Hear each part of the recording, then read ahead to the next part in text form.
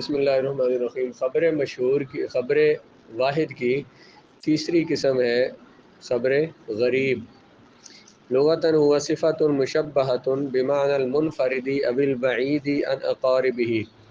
غریب جو ہے یہ صفت مشبہ ہے، اس کا معنی ہوتا ہے منفرد اور اکیلا ہونا، اور اب البعید عن اقاربہ، یا غریب کہتے ہیں اجنبی کو جو اپنے قریبی رشتہ داروں سے دور ہو، اپنے رشتہ داروں سے دور ہو، اس کو بھی کیا بولتے ہیں؟ غریب۔ مسافر، اجنبی، تو اس کو بولتے ہیں۔ اصطلاحاً ہوا ما ينفرد بروایتہ راو واحد۔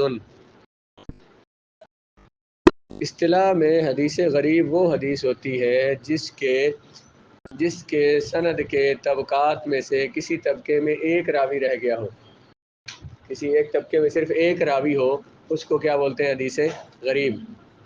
تین قسمیں پڑھی ہیں خبر واحد کی: مشہور، عزیز۔ مشہور میں کیا تھا بلا؟ جس کے سند کے طبقات میں سے کسی طبقے میں تین راوی صرف ہو۔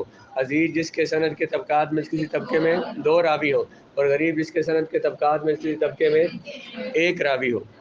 مثلا صحابی ایک ہے، ان سے آگے حدیث روایت کرنے والے تابعین زیادہ بھی ہو سکتے ہیں، ان سے آگے روایت کرنے والے اور زیادہ ہو سکتے ہیں، یا صحابہ زیادہ سے روایت کرنے والے، ان سے آگے جو روایت کرنے والے تابعین ہیں ان میں ایک راوی صرف ہو، ایک تابعی نے اسے روایت کیا ہو، تو اس کو کیا بولیں گے؟ حدیث غریب۔ شرح التعریف هو الحدیث الذي يستقل برواية شخص واحد اما في كل طبقة من طبقات السند او في بعض الطبقات، کہ اس کی مزید شرح یہ کی ہے کہ حدیث غریب وہ ہے جس میں روایت کرنے والا ایک راوی ہو، یا تو سند کے تمام طبقات میں ایک راوی رہ جائے، ایک راوی ہو، یا کسی ایک طبقے میں ایک راوی ہو، تو اس کو عزیز کہیں گے، غریب کہیں گے۔ غریب کیا ہوا؟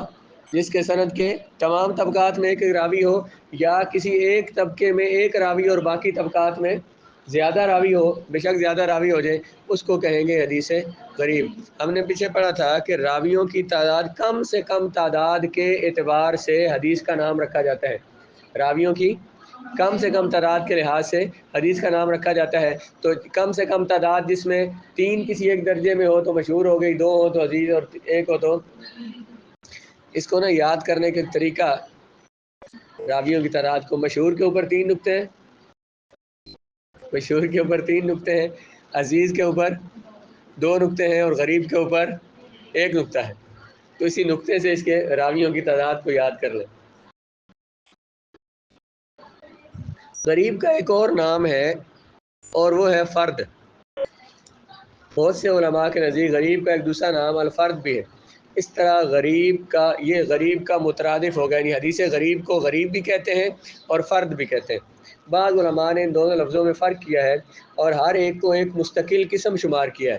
بعض نے غریب اور فرد کو الگ الگ قسم شمار کیا ہے، لیکن حافظ ابن حجر عسقلانی انہیں لغتاً اور اصطلاحاً مترادف قرار دیتے ہیں۔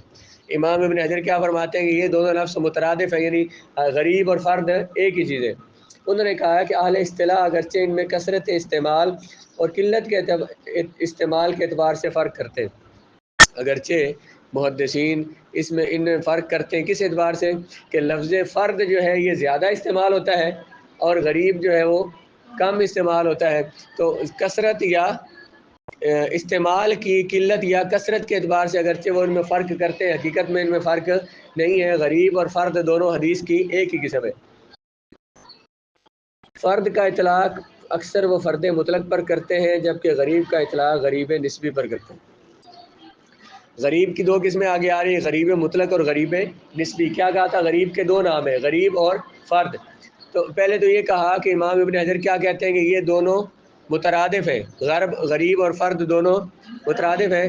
بعض محدثین نے فرق کیا ہے، وہ کہتے ہیں یہ جو غریب کی دو قسمیں آگے آ رہی ہیں نا، ان میں جو مطلق ہے، دو قسمیں ہیں، مطلق اور نسبی۔ جو مطلق ہے اسے فرد بولا جاتا ہے، جو نسبی ہے اس پر غریب کا لفظ بولتے ہیں۔ جو دونوں کو، یہ جو دو قسمیں بیان کی ہیں، ان کو غریب مطلق اور غریب نسبی بھی کہہ سکتے ہیں، فرد مطلق اور فرد نسبی بھی کہہ سکتے ہیں، لیکن محدثین عام طور پر فرد کا لفظ کس پر بولتے ہیں؟ مطلق پر، اور غریب کا لفظ بولتے ہیں نسبی پر۔ فرد کا لفظ کس کے لیے استعمال کرتے ہیں عام طور پر؟ مطلق کے لیے، اور غریب کا لفظ بولتے ہیں نسبی کے لیے۔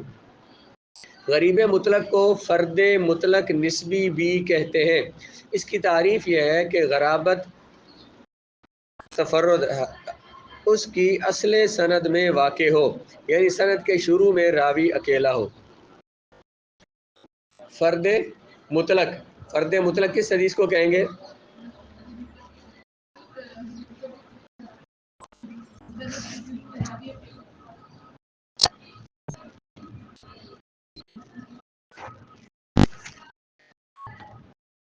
یہاں ایک لفظ انہوں نے لکھا ہے کہ غریب مطلق کو فرد مطلق نسبی کے بھی کہتے ہیں۔ نسبی اس کے ساتھ نہیں آنا چاہیے، غریب مطلق کو فرد مطلق بھی کہتے ہیں۔ یہ نسبی کا لفظ یہاں پہ ٹھیک نہیں، کیونکہ یہ تو اگلی قسم آ رہی ہے نا غریب نسبی، تو اس کے ساتھ انہوں نے نسبی کا لفظ جوڑا، یہ صحیح نہیں ہے۔ غریب مطلق کو فرد مطلق بھی کہتے ہیں وہ حدیث جس کی سند کی اصل میں ایک راوی رہ گیا۔ سند کی ابتدا کہاں سے ہوتی ہے؟ صحابہ سے۔ سند کی ابتدا کہاں سے ہوتی ہے اور انتہا کہاں پہ ہوگی؟ کہاں پہ انتہا ہوگی؟ سند کی انتہا کہاں پہ ہوگی؟ جو آخری راوی بیان کرتا ہے، مثلا امام بخاری کہتے ہیں کہ میں نے اپنے فلاں استاد سے، پیچھے پوری سند بیان کر کے کہتے ہیں میں نے فلاں سے حدیث سنی، تو اس کے آخری راوی کون ہوئے؟ امام بخاری ہوئے۔ جس حدیث کو امام مالک نے روایت کیا، انہوں نے کہا کہ میں نے اپنے فلاں استاد سے سنی، انہوں نے فلاں سے، انہوں نے فلاں سے، انہوں نے صحابی سے سنی۔ تو سند کی ابتدا کون تھی؟ کون تھے؟ صحابی تھے۔ ابتدا کیسے ہو رہی؟ صحابہ سے، اور انتہا کیا ہو رہی ہے؟ اس راوی پر جس نے اپنی کتاب میں اس حدیث کو بیان کیا ہے، اور ان ظاہر وہ اپنی سند بیان کرتے ہیں، اپنے اساتذہ سے وہ حدیث بیان کرتے ہیں، تو سند کی انتہا اس راوی پر ہوتی ہے جا کے۔ تو فرد مطلق کس کو کہیں گے؟ وہ حدیث ہوا ما کانت الغرابۃ فی اصل سند ہی، وہ حدیث جس کی اصل سند میں غرابت ہو۔ سند کی اصل اور ابتدا میں غرابت، و سند کی ابتدا کہاں سے ہوتی ہے؟ صحابہ سے۔ اب اس پر انہوں نے مثال پیش کی حدیث انما الاعمال بالنیات، یہ حدیث جو ہے تمام محدثین نے اپنی کتابوں کے شروع میں نقل کیے، اکثر محدثین نے نقل کیے، اور اس حدیث کو سارے محدثین سیدنا عمر رضی اللہ تعالیٰ عنہ سے روایت کرتے ہیں۔ اصل سند کس کو کہا تھا؟ اصل سند کسے کہا تھا؟ سند کی ابتدا کس کو کہا تھا؟ صحابہ کی طرف کو۔ تو ایک صحابی جناب عمر رضی اللہ تعالیٰ عنہ سے سارے اس کو روایت کرتے ہیں، اس لیے یہ حدیث کیا ہے؟ غریب مطلق ہے، فرد مطلق ہے، جس کی سند کی ابتدا میں صرف ایک راوی ہے۔ اس کی سند کی ابتدا میں کون ایک راوی ہے؟ حضرت عمر رضی اللہ تعالیٰ عنہ۔ اب سند کی ابتدا میں ایک راوی، اگرچہ اگلے طبقوں میں جا کر زیادہ راوی ہو گئے ہو، تو اس کو کیا بولیں گے؟ کسی ایک طبقے میں ایک راوی ہو تو اس کو کیا بولتے ہیں؟ غریب اور فرد بولتے ہیں۔ بعض اوقات اس ایک متفرد راوی سے تفرد کو ایک پوری جماعت بھی بیان کرتی ہے۔ کبھی تو اس طرح ہوتا ہے کہ سند، پوری سند میں اول سے آخر تک ایک ایک راوی ہوتا ہے، کبھی یہ ہوتا ہے کہ سند کے ایک طبقے میں ایک راوی ہوتا ہے اور باقی طبقات میں راوی زیادہ ہوتے جاتے ہیں۔ غریب نسبی، اس کو فرد نسبی بھی کہتے ہیں۔ اس کی تعریف وہ حدیث جس کی سند کے درمیان میں کوئی راوی اکیلا رہ گیا ہو۔ فرد مطلق کیا تھا؟ اس کی سند کی ابتدا میں راوی اکیلا ہو گیا ہو صحابہ میں، اور فرد نسبی درمیان میں کوئی راوی اکیلا رہ گیا ہو، یعنی اصل سند میں ایک سے زیادہ راوی بیان کرے، پھر ان راویوں سے ایک اکیلا راوی حدیث بیان کرے۔ جیسے کہ امام مالک روایت کرتے ہیں امام زہری سے، زہری روایت کرتے ہیں انس رضی اللہ تعالیٰ سے کہ رسول اللہ علیہ السلام مکہ میں داخل ہوئے اور آپ کے سر پہ خود تھا۔ خود وہ لوہے کی ٹوپی ہوتی تھی جو کہ جنگ میں پہنتے تھے، ایک زرہ ہوتی ہے جو پورے جسم پہ پہنتے، اور جو جنگ میں سر پہ پہنتے اسے خود کہتے۔ اس کی سند میں امام مالک جو ہے یہ اکیلے امام زہری سے روایت کرتے ہیں۔ امام مالک اکیلے روایت کرتے ہیں کس سے؟ امام زہری سے۔ تو سند کی ابتدا میں یا سند کے آخر میں ایک راوی ہو، اس کو کیا بولیں گے؟ فرد نسبی بولیں گے۔ یہ جو نسبی ہے، لفظ نسبی یون، یہ اس کے آخر میں یا نسبت ہے۔ فرد نسبی اس کو کیوں کہتے ہیں؟ کیونکہ اس ایک بندے کی نسبت سے، وہ جو ایک راوی اکیلا ہے، اس ایک کی نسبت سے، اس ایک کی وجہ سے وہ حدیث فرد کہلائی ہے، اس لیے اس کو بولتے ہیں فرد نسبی۔ نسبی کس سے بنا ہے؟ نسبت سے۔ نسبت کسے کہتے ہیں؟ تعلق کو۔ تو اس کو نسبی کیوں کہتے ہیں؟ وہ جو ایک راوی اکیلا ہوا ہے کسی ایک طبقے میں، اس ایک راوی کے اکیلا ہونے کی وجہ سے اس کا نام کیا پڑا؟ فرد یا غریب۔ اس وجہ سے اس کو کیا بولتے ہیں؟ نسبی۔ کیوں نسبی بولتے ہیں؟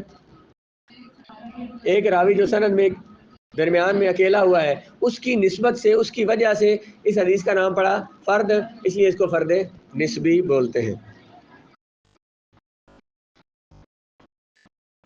اس کی آگے اقسام ہیں تو ان کو پھر پڑھیں گے۔